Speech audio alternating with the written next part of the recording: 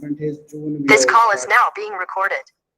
started our lecture, unit number 6, that is centroid and the center of gravity. Okay, so this unit we have started yesterday, that is centroid and center of gravity. So yesterday we have seen on unit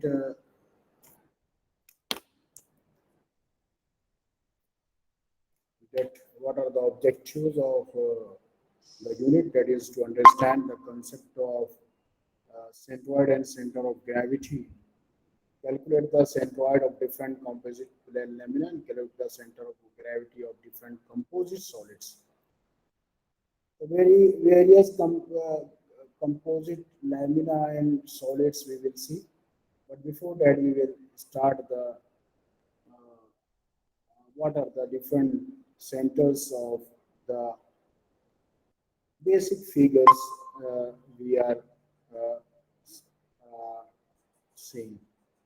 So yesterday, all the relevance and these points, prerequisite and post benefit of these subjects we have seen. Yesterday, we have seen also the concept of centroid and center of gravity. What is the center of gravity? We can see the here number of if this is your body or rigid body, you can say, and there are this body is made of with the number of particles uh, on it, and thereof their weight are different. So rigid body made of the large number of particles is extended so exerted on its own weight, यानी बहुत ज़्यादा particle से मिलकर जो हमारी rigid body बनती है, अगर मैं यहाँ शो करूँ तो these are the different bodies and their weight.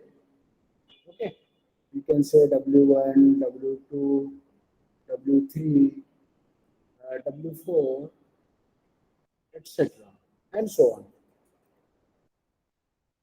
When all the body they are accumulated at one point, the area is accumulated at one point, and the concentrated at one point, then this is called as the G, that is the centroid of that body, and the total weight will act on that body W.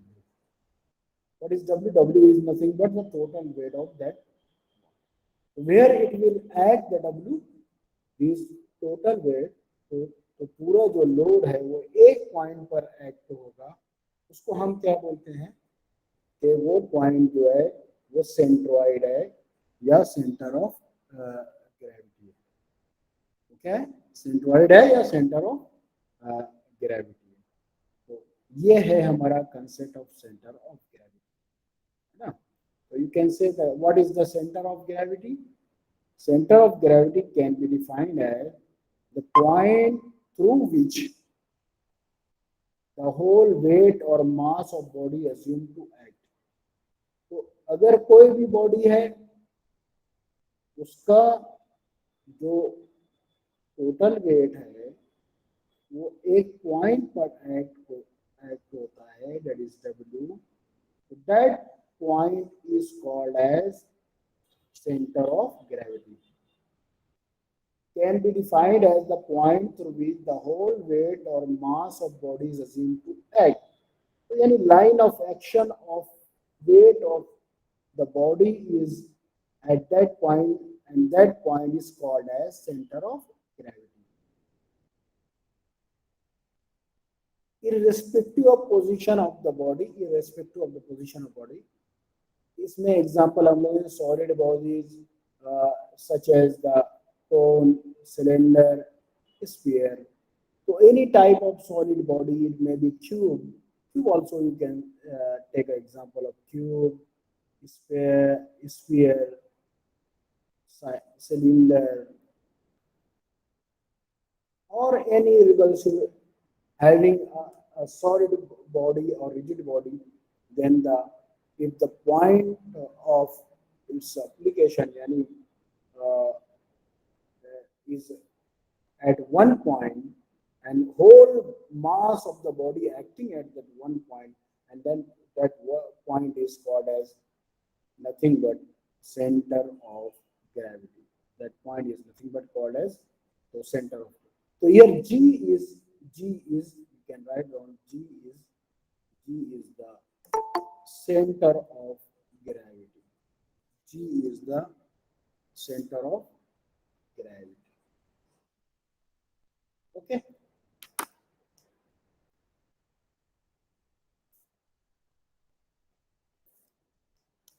Then centroid. What is the definition of centroid?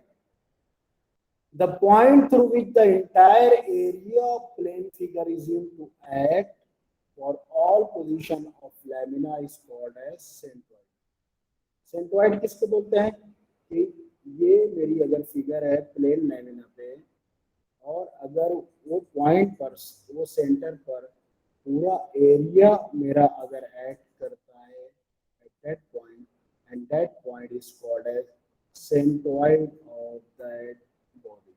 Here G is the centroid of that body. Okay, so plane geometry figures like it may be rectangular, it may be triangle, it may be circle. The center of area is nothing but called as centroid. अगर मेरा कोई भी shape है, for example अगर हम लोग rectangle लेते हैं तो उसका एरिया क्या होता है?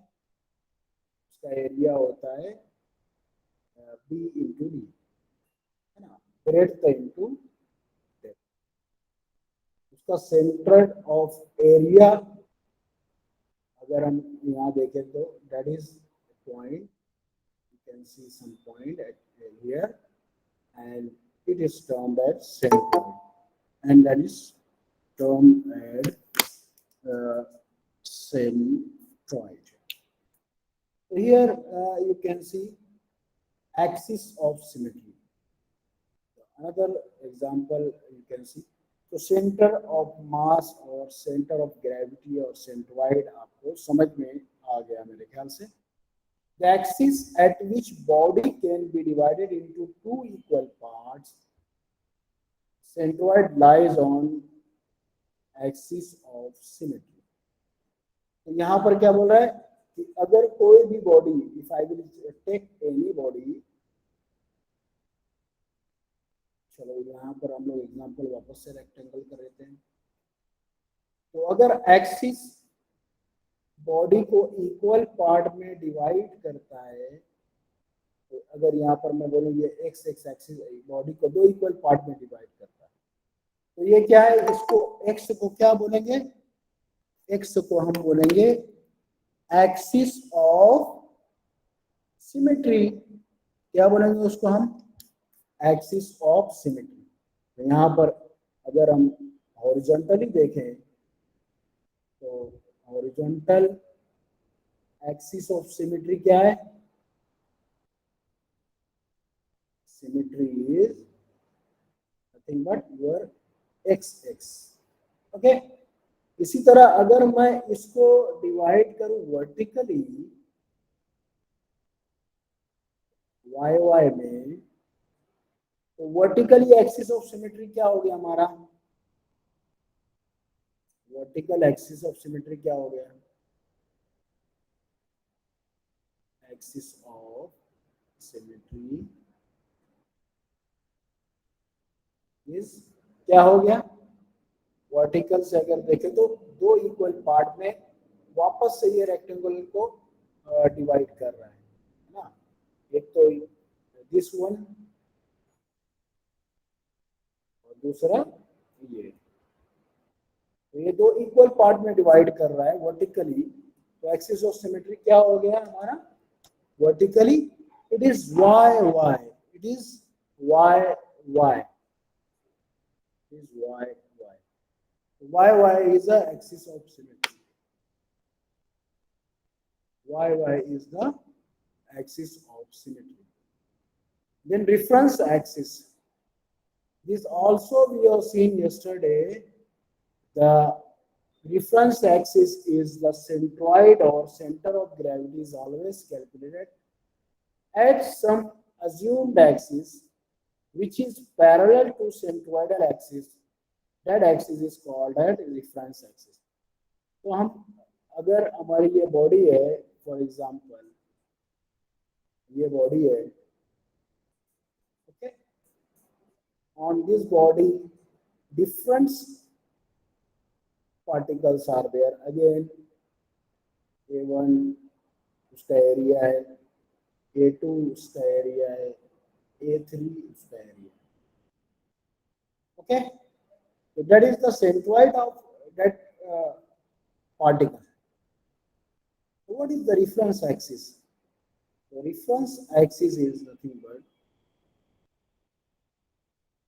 here you can say that X is the origin O, and the vertical always we are in 2 dimension, we are taking Y. So centroid or center of gravity is always calculated at some assumed axis which is parallel to the centroidal axis. That axis is called as reference axis. So generally A1 का centroidal axis आपका lamina है तो 2 direction में रहेगा. इसी तरह A2 का centroidal axis, इसी तरह A3 का सेंट्रोइडल एक्सिस. अब हमको सेंटर ऑफ ग्रेविटी मालूम करना है. That is we don't know, it is somewhere here and I will write down that centre of gravity is the G. तो यू नो दैट कि अगर मैं सेंटर ऑफ ग्रेविटी मालूम करना है तो हर पार्टिकल का या हर ऑब्जेक्ट का जो डिफरेंट है कंबाइनली एक सॉलिड बनाता है या रिजिड बॉडी में बनाता है.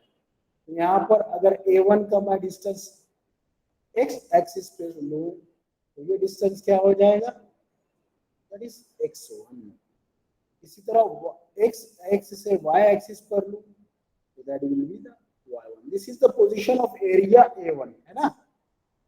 इसी तरह अगर A2 एरिया का लूं तो ये क्या हो जाएगा, इट इज x2. इसी तरह A2 का अगर x एक्सिस से y का मेजरमेंट तो ये क्या हो जाएगा आपका y2. Similarly for the your case of your third area, that is x3 from the y axis, and then from x axis it is the distance is called as y3. Okay. तो here axis of reference क्या हो गया हमारा, OX, ये एक axis of reference है along the x axis, OY ये दूसरा axis of reference. तो ये दोनों क्या है हमारे, ये both are the axis of reference है. तो किसी भी बॉडी का सेंट्रोइड या सेंटर ऑफ ग्रेविटी अगर आपको मालूम है या सेंटर ऑफ मास आपको मालूम करना है तो आपको रेफरेंस एक्सिस से मालूम करना पड़ता है. ओके. तो यहाँ पर मैंने OX और OY क्या लिया है, रेफरेंस एक्सिस. तो अगर सेंटर ऑफ ग्रेविटी मुझको किसको मालूम करना है तो उसके लिए मुझको एक एक्सिस ऑफ रेफरेंस मालूम करना है. That is nothing but you have to calculate each area separately, then you can find out the center of mass or center of gravity G with knowing the all area and the position of all area. Then only you can calculate the center of mass of that body. Okay, so this is nothing but you can say the center of gravity is always calculated at some assumed axis, and that axis is called as the reference axis. Here OX and OY both are the reference axis in 2-dimensional figure or plane figure. Now we will see the centroid of some basic geometrical figure. Basic geometrical figure बोले तो क्या क्या रहता है. सबसे पहले हम लोग always it is the rectangular और स्क्वायर. तो मैं अगर रेक्टेंगुलर लेता हूँ तो ये मेरी बेसिक फिगर है, ये रेक्टेंगुलर क्या है, मेरी बेसिक फीचर. तो generally what how we will denoting that, if I will make the rectangular, so this one is the rectangle. Okay, it is visible, I think so. So to know the center of that rectangular, we have to draw the diagonal, and where this diagonal then meet, this is called as center of that axis. So generally, if I will draw here, you can see that B is the breadth of that triangular and D is the depth of the rectangle. तो पहली figure हम लोगों ने क्या लिया, it is rectangle, it is rectangle. और reference axis क्या रहती है हमारी, एक्स डायरेक्शन में it is x axis, vertical direction में हमारी रहती है वाई एक्सिस, और अगर ओरिजिन हम लोग यहाँ पर, तो यहाँ पर अगर आप बेसिक फिगर अगर इसका सेंट्रॉइड देखेंगे तो यहाँ पर आप देखिए एरिया एक्स बार वाई बार. तो यहाँ पर एरिया पहले हम मालूम करेंगे. तो एरिया क्या है, area is nothing but, you know that it is the product of breadth into depth, breadth into depth या लेंथ इनटू ब्रेड्थ, आप जो भी बोलें, या फिर आप इस तरह लिखते हैं length into breadth. Area is nothing but it is measured in, area it is nothing but measured in square metre. Okay, it is always measured in square metre. अगर ये मीटर में है लेंथ भी और ब्रेड भी, तो ये क्या हो जाएगा, metre into metre, it will be square metre. Okay, और if you are measuring in centimetre तो ये सेंटीमीटर स्क्वायर हो जाएगा. और अगर आप mm में मेजर कर रहे हो तो ये क्या हो जाएगा, mm into mm, that is mm square. Always area, unit of area is metre square, centimetre square और mm square, whatever given. अब सेंट्रॉइड हमको मालूम करना है. तो अगर हम देखेंगे तो ये जो है हमारा y बार है, y डायरेक्शन, और ये हमारा जो डिस्टेंस है x एक्सिस पे, इसको क्या बोलते हैं हम लोग, x बार बोलते हैं. क्या बोलते हैं, x बार. तो x बार है, तो x bar is equal to, यानी centroid of the rectangular figure. तो यहाँ टोटल लेंथ कितनी है हमारी, टोटल लेंथ है हमारी b, और जनरली प्लेन फिगर में सेंट्रॉइड कहाँ पर रहता है, b/2 सेंटर में रहता है. तो b/2 अगर लेंगे तो ये you will get the value of x बार. तो this is measured from the y axis. तो ये y एक्सिस से ये डिस्टेंस में मेजर करूं, that is nothing but b/2. तो इसको हम क्या बोलते हैं, x बार. तो मैंने यहाँ पर बनाया हुआ x बार, ओके, ताकि कॉम्प्लिकेशन आपको ना दिखे. तो b/2. इसी तरह y बार कहाँ से मेजर करें हम लोग, y बार हम मेजर करेंगे, ये y बार है हमारा. y बार अगर मैं यहाँ ड्रॉ करूँ तो ये y बार आपको दिखेगा दिस. तो this distance is nothing but your y बार. तो y bar is nothing but depth के डायरेक्शन में. तो ऑलवेज डेप्थ का डायरेक्शन अगर d से शुरू हो तो y bar is nothing but d/, समझ में आया यहाँ पर. तो यहाँ पर आप देखेंगे कि centroid of the rectangular is x bar is b/2, y bar is d/2, और एरिया हम मेजर करते हैं ब्रेड्थ इनटू डेप्थ और length into breadth, that is rectangle. तो रेक्टेंगल के लिए बेसिक ज्योमेट्री हमारी रेक्टेंगल, एरिया उसका मालूम करते हैं b इंटू d, और x बार y एक्सिस से उसका distance.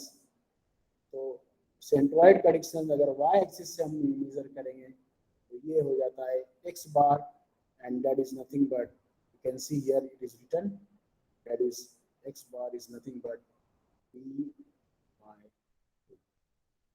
Similarly, y bar is the centroid from the x-axis. Okay. So y bar, you can see it is nothing but in the depth, that is d by 2. You can see here it is written y bar is d by 2, x bar is d by 2. So centroid you can find out like this. Then you will come for the square. Square के लिए अगर आप आएंगे तो square means what? ये मेरा square है. Square means all four dimensions are equal. All four dimensions are equal. अब इसको अगर मैं diagonally बनाता हूँ तो it will be like that. Okay. So I will make the reference axis first. Y-axis, x-axis. This is x-axis. This is y-axis. This is my O, and the square you can draw like this. The center of the square is here. तो अगर मैं यहाँ पर y bar मालूम करूँ तो y bar क्या हो जाएगा मेरा? ये डिस्टेंस हो जाएगा. It is y bar. ये कौन सी फिगर है? Second we have taken the square. Square किसको बोलते हैं? जिसको चारों साइड जो है वो बराबर होती है. रेक्टेंगुलर में दो साइड बराबर होती है कोई भी, और वो ऑर्थोगोनल होती है. स्क्वायर में चारों साइड बराबर होती है और चारों एक दूसरे से ऑर्थोगोनल होती है. ओके. और अगर मैं एक्स बार मालूम कर तो मेरा एक्स बार क्या आएगा? ये डिस्टेंस आएगा.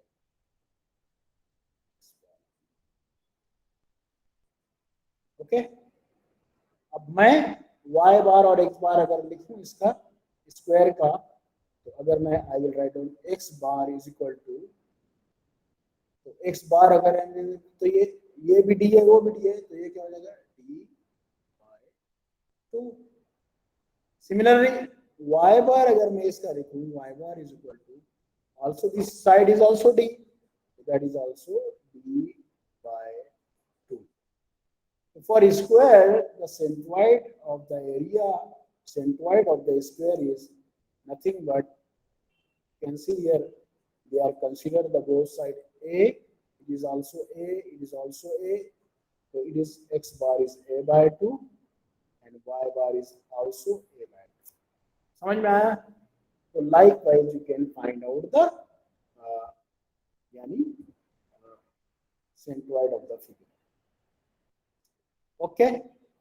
तो बेसिक फिगर हमारी रेक्टेंगुलर हमारी हो गई, दूसरी हमारी स्क्वायर हो गई. Now we will come to the another basic figure, that is rectangular, और you can say that triangle. तो आप देखेंगे triangle, this is the triangle, है ना. ये ट्रायंगल का हम सीधी मालूम करेंगे तो perpendicular you can meet like this point where they are meeting, this is called as the centroid. Okay. So here you can see that C is nothing but your centroid. यहाँ पर क्या बोल रहे हैं हमारा? This is our figure. I will draw first the axis x and y, then I will draw our triangle, that is triangle having center is C, center is C, sorry, okay, and this you can see, this is the, because it is in y direction, that is the y bar, and if this is x direction, this is called as x bar. So CG of our centroid of the plane area of triangle is, first we know the area of triangle is, this is the height, I will write h, this is the breadth, I will write b, you know the area of triangle is nothing but half into B into H. So area of triangle is always half of the rectangle. तो अगर हम मैं rectangle बनाऊंगा तो ये इस तरह बन जाएगा ना रेक्टेंगल. तो half of the rectangle is the area of triangle. That's why area of triangle is B into H. उसका divide by 2 कर दिया तो that is nothing but area of a triangle. Okay. Now what is the x bar and y bar? The x bar is nothing but b by 3. अगर हम difference axis से origin से अगर लेते हैं y एक्सिस से तो x bar is b by 3. और अगर रेफरेंस एक्सिस हम x एक्सिस लेते हैं तो y bar is h by 3. समझ में आया? ओके. और अगर यही अगर ट्रायंगल आपका इस तरह हो, I will draw another figure for your understanding that ये हमारा y एक्सिस, ये हमारा x एक्सिस, और मैं रेक्टेंगल इस तरह बनाऊंगा. ये हमारा सेंटर C. तो ये क्या है हमारा, ये है y बार और ये क्या है हमारा x बार. अब यहाँ पर देखिए x बार क्या हो जाएगा, x bar is nothing but here 2b by 3 ना, क्योंकि ये क्या है, ये हमारा h by 3, sorry b by 3, क्या है हमारा b by 3. तो ये x बार क्या हो गया हमारा 2b by 3 है ना, because you know that 2/3 plus 1/3 is equal to 1. तो अगर ये 1/3 है, b by 3 यदि 1/3 ऑफ b है, तो 1 माइनस 1/3 ऑफ b अगर आप मालूम करेंगे तो क्या है 3 माइनस 1/3 यानी 2/3 यानी 2/3 of the 3. That's why this is that b by 3. x bar y bar change हुआ क्या, y bar will be as it is, that is h bar. So as per your reference axis, your value of center for triangle is changing, and that should be remembered. For triangle it is changing. Rectangle में change होगा क्या, नहीं. Square में change होगा क्या, नहीं. लेकिन triangle अगर पोजीशन ऑफ रेफरेंस एक्सिस आप चेंज करते हो दैट विल बी चेंज. तो यहाँ पर आप देखिए अगर अनदर फिगर है, बेसिक फिगर, तो यहाँ पर रेफरेंस एक्सिस हमारा ये O और ये X हम लोग ने लिया और यहाँ पर Y लिया. तो area is always half of the rectangle, area of triangle is, and x bar is b by 3 and y bar is h by 3. This is the basic centroid of that. Now we come to the circle. So circle, you know that this is you make the circle. I will draw the circle. Sorry, थोड़ा आड़ा टेढ़ा circle है, समझ लीजिए आप. और reference axis में वापस से ड्रॉ करता हूँ.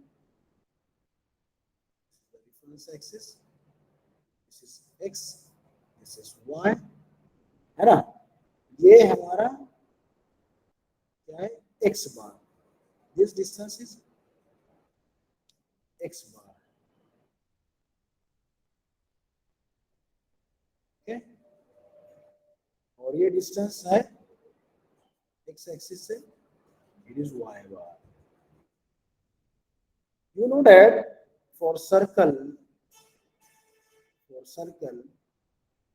the radius is nothing but it is denoted by r, and diameter of the circle is nothing but d, and d is equal to 2 times of r. and the area of circle is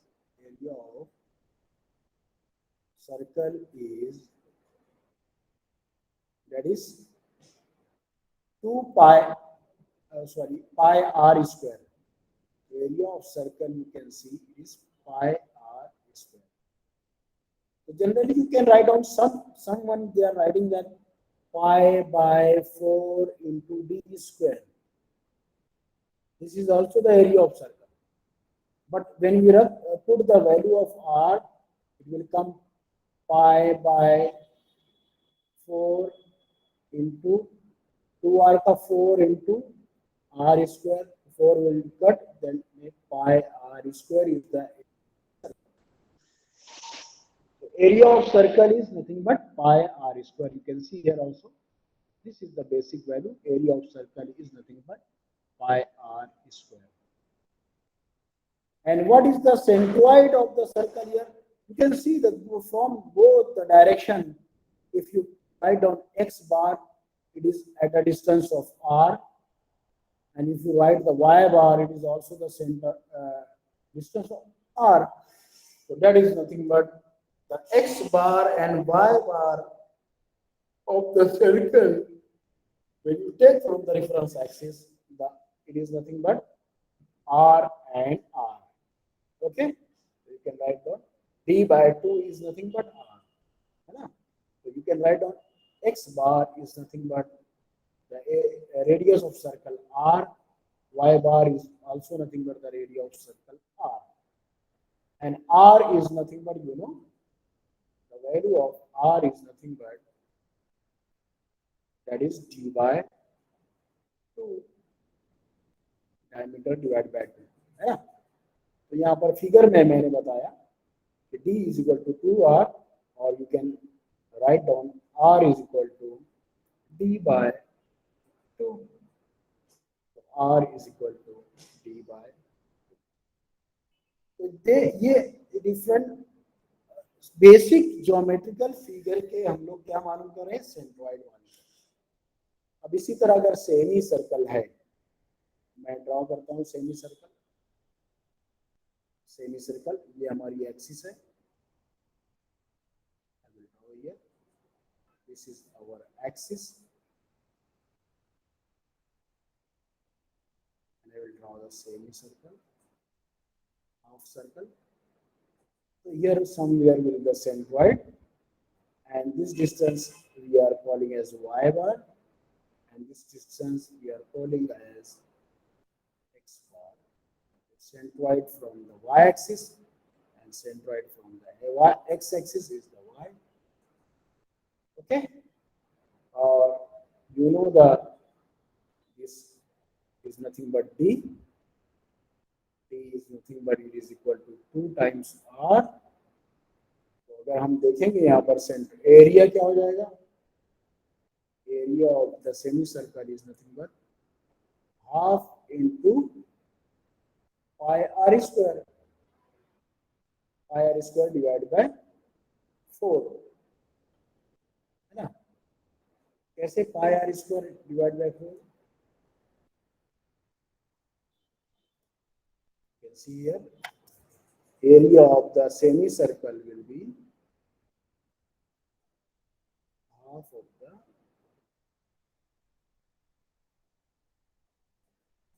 pi by 4 into d square.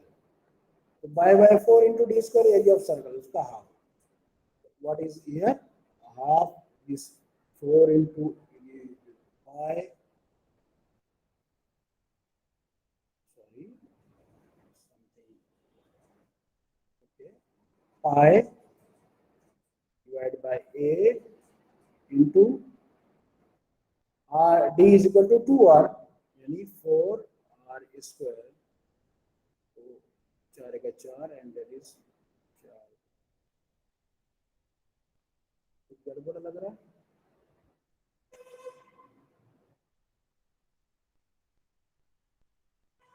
नहीं ना. So a, that is area of the semicircle is pi r square by 2.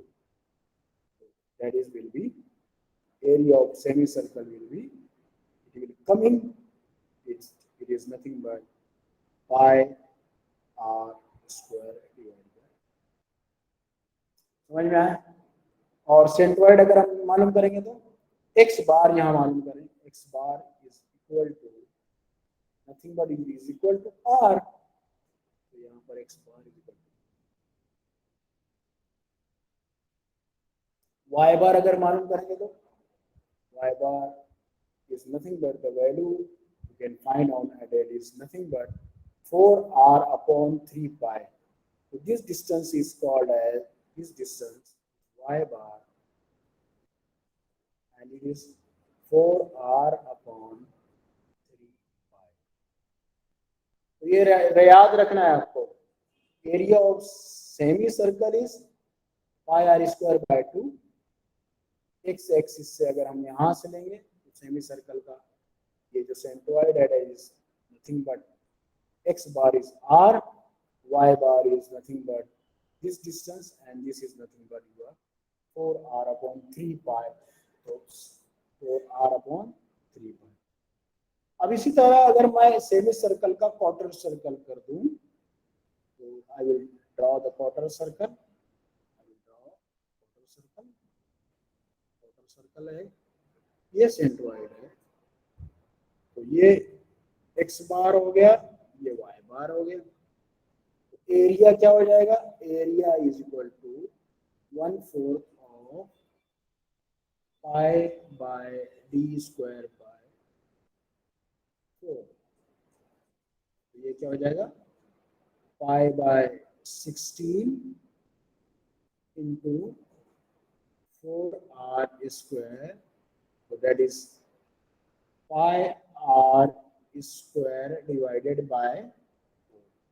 So area of semicircle, quarter circle will be, you can see here, pi r square by 4 as we are dividing. Now what is the x bar and y bar? Both will be same. X bar and y bar is equal to 4r upon 3 pi. So this is the centroid for semicircle, quarter circle and circle. Circle के लिए centroid दोनों क्या है आपका देखे हम लोग ने, बोथ आर आर है ना, d/2 माने x बार भी आर है, y बार भी आर है. ओके, इसी तरह ट्रायंगल का x bar is b/3, y bar is h/3. Okay, और एक्सिस अगर हमारा रिफरेंस एक्सिस अगर दूसरे डायरेक्शन में होता है तो हमारा जो वैल्यू है सी सेंट्रोइड का वो चेंज होता है. ये ध्यान में रखना है जरूरी है ना. तो इसी तरह अगर मैं यहाँ पर आपको बताऊं फॉर एग्जांपल, अब ये मेरा अगर क्वार्टर सर्कल है, ये मेरा एक्सिस ऑफ सिमेट्री है, और मेरा क्वार्टर सर्कल इस तरह है और यहाँ से जी है, तो दिस इज द वाई बार, और ये क्या है एक्स बार, और ये हमको मालूम है it is nothing but 4r upon 3 पाई. यहाँ पर एक्स बार और वाई बार क्या हो जाएगा, वाई बार तो सेम रहेगा, दैट इज 4r अपॉन 3 पाई, लेकिन एक्स बार क्या हो जाएगा, x bar is equal to r minus 4r upon 3 pi. ये हो जाएगा तुम्हारा. तो इस तरह एक्स बार आप मानेंगे. Area will be same, area of quarter will be pi are square divide by 4, पाई आर स्क्वायर divided by 4. That is the area of quarter circle. Okay, so based on your reference axis and position of your circle or your figures, you have to find out the centroid of the area. So this is called as centroid of the area. That is called as centroid of the area, or your center of mass यानी body का जो weight है, generally they are acting on the centroid of the area. यहाँ तक सबको समझ में आ गया? I think so. तो ये है हमारा सेंट्रॉइड। तो ये हम लोग ने अभी तक क्या देखे? Centroid of basic geometric figure. कौन कौन सी फिगर देखे हम लोग ने ज्योमेट्रिकल फिगर में? पहले हम लोग ने रेक्टेंगल देखे, दूसरी हम लोग ने देखे स्क्वायर, तीसरा हम लोग ने देखे ट्रायंगल, चौथी हम लोग ने देखे सर्कल, पांचवी हम लोग ने देखे सेमी सर्कल, और छठा हम लोग ने देखे क्वार्टर सर्कल। तो 6 बेसिक फिगर्स, ज्योमेट्रिकल फिगर्स का सेंट्रॉइड हम मालूम कर सकते हैं। अब हमको याद हो गया। एक बार मैं रिपीट करता हूँ, है ना? एक बार हम लोग क्या करेंगे, इसको रिपीट करेंगे, है ना? तो I will ask with you, आप बताइए मुझको। Okay, one by one we will write down. So I will write here the rectangle,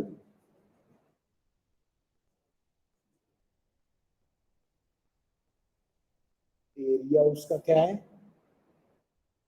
x bar, centroid from the y axis, centroid from the x axis, the y bar. So it is b into d, x bar is b by 2, y bar is d by 2. If there is square, area is nothing but d into d, x bar is d by 2, y bar is also d by 2. Similarly, if you write down the triangle, triangle का area half into the rectangle, that b into h, and x bar is b by 3 and y bar is h by 3. इसी तरह अगर circle का मैं लिखूं, area of circle is pi r square and x bar is r, y bar is also r. Similarly, if you can write down the semicircle,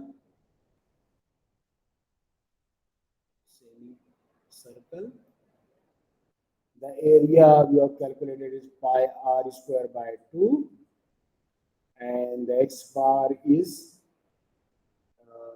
nothing but r as it is, and y bar is 4r upon 3 pi.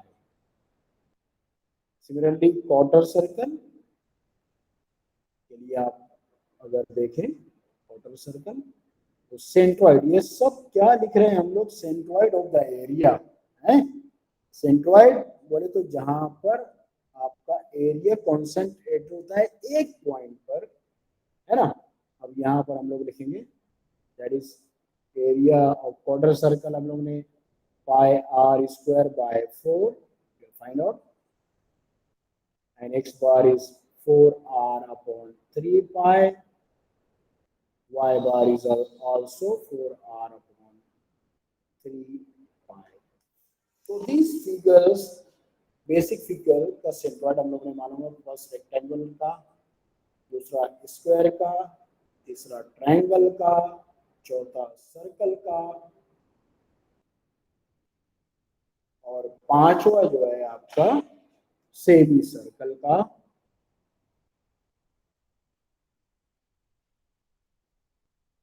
पांचवा semi circle का, और छठा आपका है quarter circle. So likewise, we have find the centroid from reference axis. Reference axis हम लोग ने x और y लिया, okay? और इसी तरह ये 6 बेसिक फिगर्स के हम लोग ने वो मालूम किए। क्या मालूम किया हम लोग ने? Centre of gravity. Okay, centroid हम लोग ने मालूम किया. Now you can see and go for the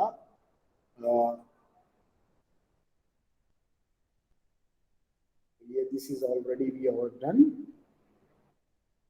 centroid of composite figure.